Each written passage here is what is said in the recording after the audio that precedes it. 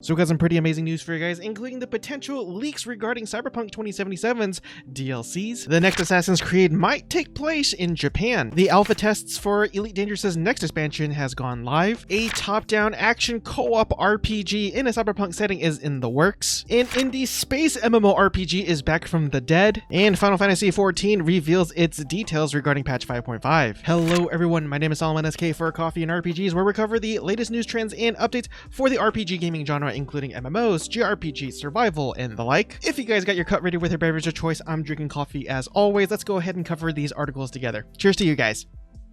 Consider hitting the subscribe button down below, as well as the bell notification right next to it.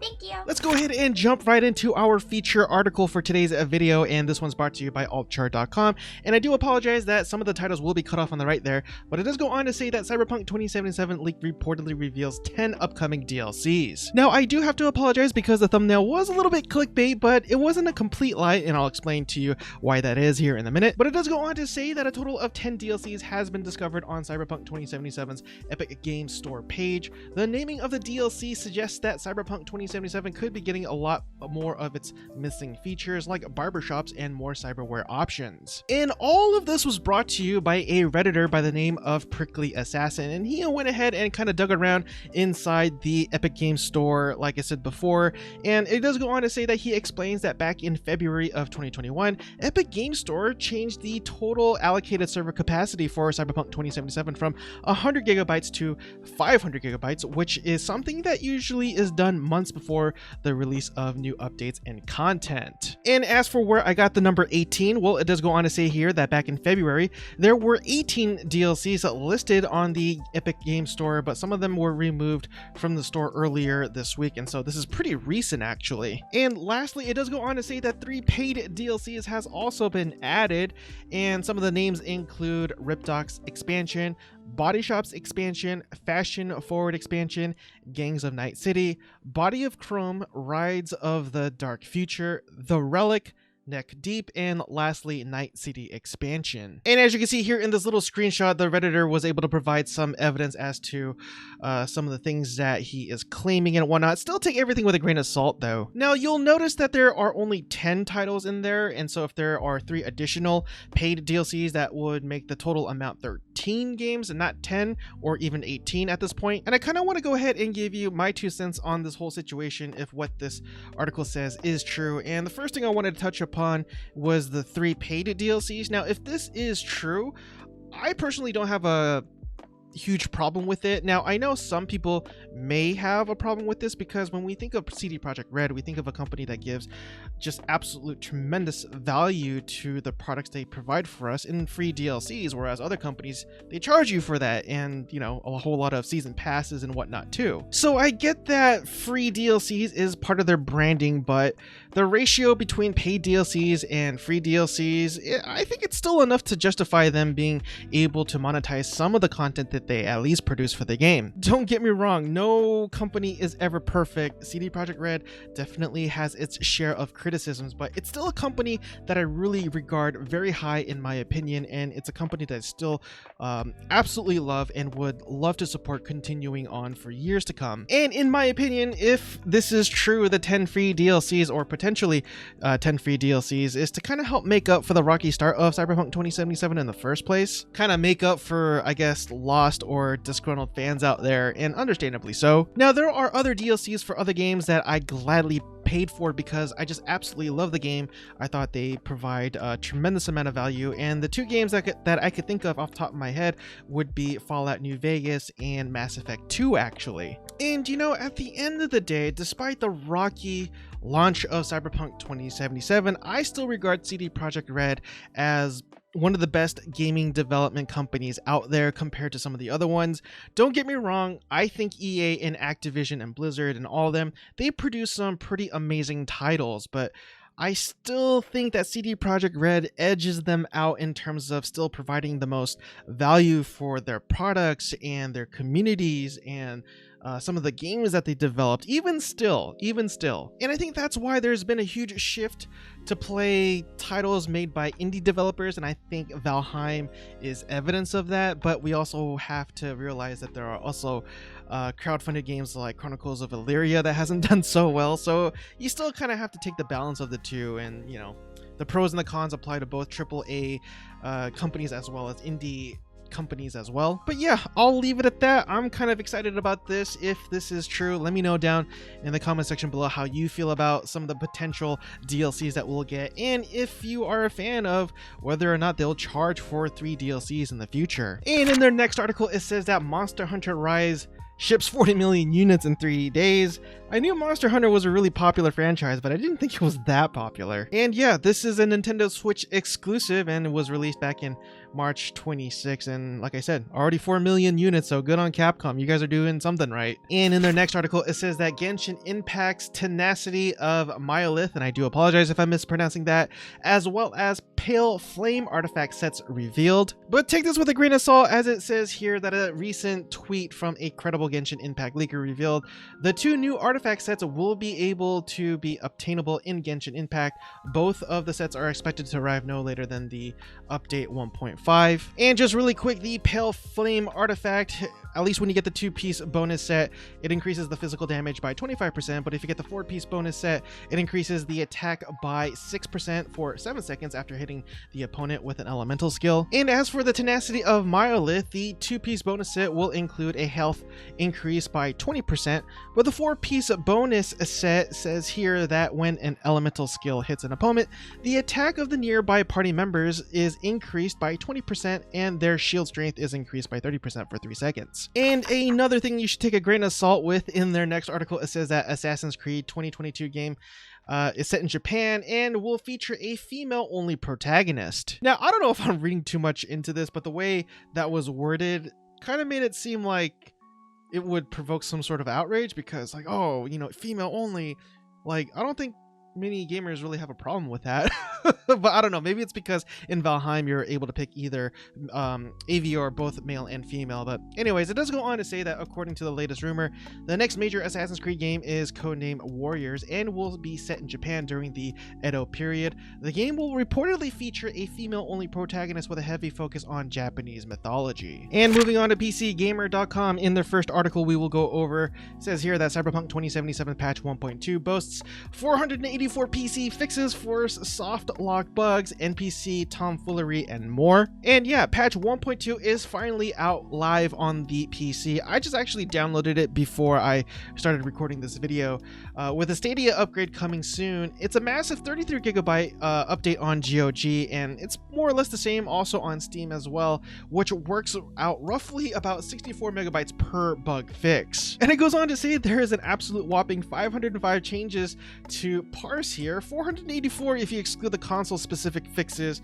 And yeah, some of the things include 78 fixes for gameplay, 127 fixes for quests, 24 fixes for environment and levels, and 10 fixes for stability and performance. Now, we kind of did go over some of the updates as well in the previous RPG news video that I did, which included the revamp of police spawning in the game and drones coming in to check out the crime scene before they come. And in their next article, it says that the Elite Dangerous Odyssey alpha is now live. Again, this is an alpha test, not even a beta test, and so I did check out some of the streams on Twitch regarding some of the things that the players were testing out, and although there were a lot of there's a lot of bugs, trust me on this one, overall it definitely gave the game a little bit more immersion, because you're able to check out the space stations and what it looked inside, and being able to hop out of your ship and just look at the stars and the planets and just gaze at the galaxies and whatnot. I mean, I don't play this game personally, I just watch a lot of people who do play it, and yeah, even for an alpha, I was thoroughly impressed. Now, there are different stages in the alpha tests. The developers are allowing you to test some of the features within the game and restricting other things as well, but links to this will be down in the pinned comment section below if you want to take a closer detailed look. And in our next article, it says that Magic Legends makes monetization concession and improved frame rates. And it does go on to say that the open beta has heavily been criticized last week, but a number of changes has now been announced, and hopefully that remedies the situation situation. And it does go on to say that the free-to-play online action RPG Magic Legends had a rough open beta launch last week, at least in terms of publicity. It was criticized for performance issues, design issues, and for its microtransactions, but I mean, you could have at least seen that coming from a mile away. This is Perfect World Entertainment that we are talking about. But look, if you're a fan of Perfect World Entertainment, that's totally cool. I'm just saying that there is no company that is above criticism, and regardless of what company you think about, there's good things and bad things about every company out there. And let's be real, Perfect World Entertainment isn't known for their cash shop items and monetization. Let's just get that out of the way. But anyways, it does go on to say that the Dimir Assassin is just way too hard to acquire, and it's probably the biggest grievance as of right now. Over the weekend, producer Steve Ricosa explained how Cryptic Studios is responding to that criticism, which includes adding an easier free path to the Dimir Assassin. And this is by far, I think, the only unlockable class in the game, whereas the other ones are completely free for you to use from the get-go after downloading the game. Now, the potential for Cyberpunk 2077 and all its potential DLCs and the content that we might be getting, I'm looking forward to that. But besides that, this game here called The Ascent is probably the game that I'm looking forward to the most so far this week, as it's a co-op cyberpunk RPG where up to 4 players get to run a dense cyberpunk city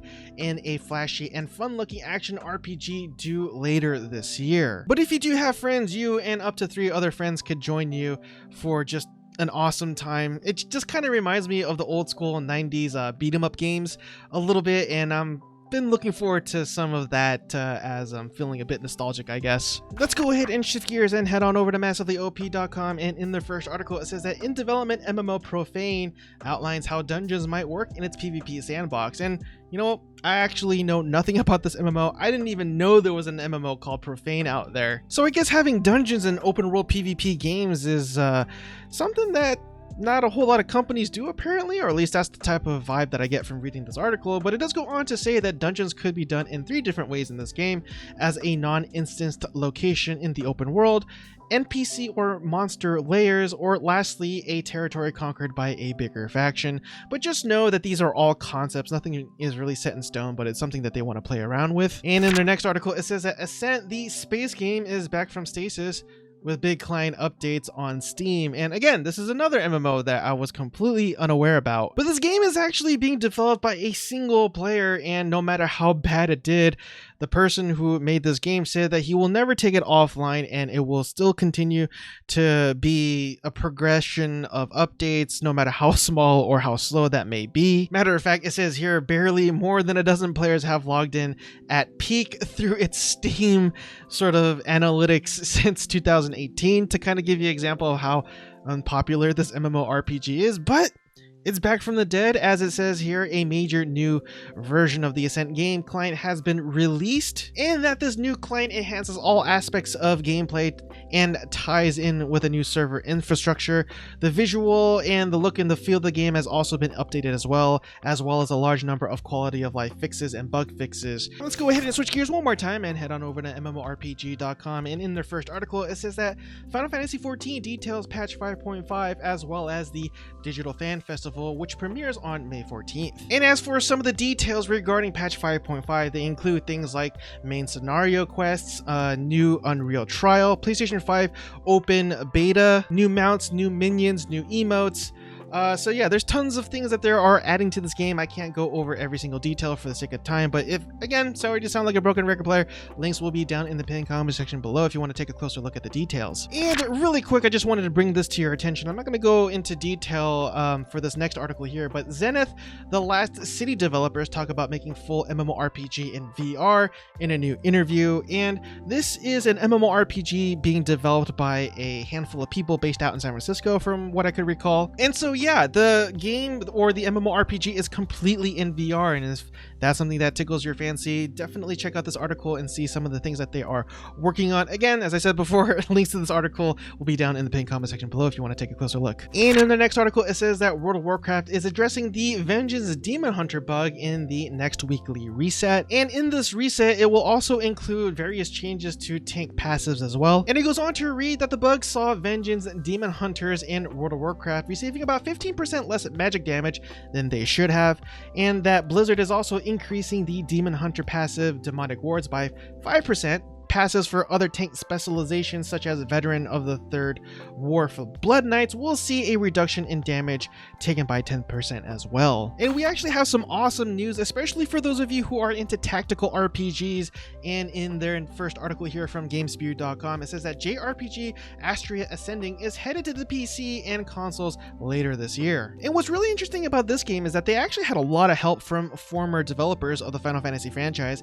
As it says here, a new JRPG whose story has been developed in part by Final Fantasy X and Final Fantasy VII Remake writer Kazushige Nojima was involved with this project. It also features a score from Hitoshi Sakimoto, who wrote the scores for Final Fantasy VII and Vagrant Story. Let's go ahead and switch gears one more time and head on over to Gematsu.com, continuing on with the tactical RPG news. And in this article, it says that tactical RPG Aria Chronicle for the Switch launches on July 8th. Now, this game is already available on the PC via the Steam platform, and it's definitely catered towards more for people who are into that sort of 2.5D aesthetic. And yeah, I'm not really sure if it's my cup of tea necessarily, but it's definitely something that I could appreciate. And in their next article, it says that turn-based tactical RPG Lost Eidolons, or Eidolons, let me know down in the comment section below how you really pronounce that, is announced for the consoles and the PC as well. Now, it does go on to read here that it will launch in early access for the PC later in 2021, followed by a full launch on consoles and PC in 2022.